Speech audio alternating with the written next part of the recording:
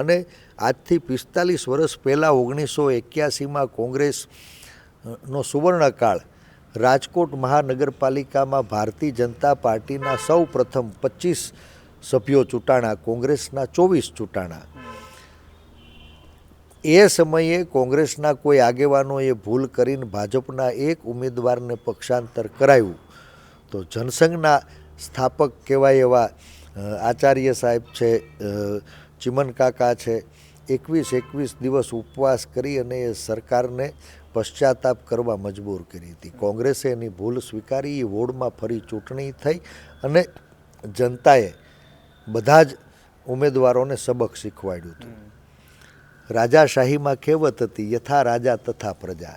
આજે લોકશાહીમાં દર 5 વર્ષે પેટીમાંથી રાજા પેદા કરવાની વ્યવસ્થામાં દુઃખ સાથે કહેવું પડે કે હવે યથા પ્રજા તથા રાજા.